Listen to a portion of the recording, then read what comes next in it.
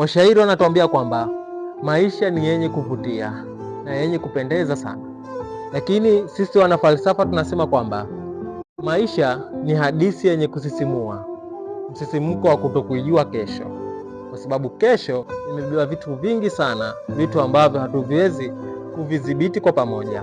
Kwa nakukumbusha, ishi leo kana kwamba ndio siku yako ya mwisho katika maisha yako, na daima usimdharau mtu yoyote yule, haijalishi huyo mtu ni nani na yuko vipi, hata kama ni mwenda wazimu.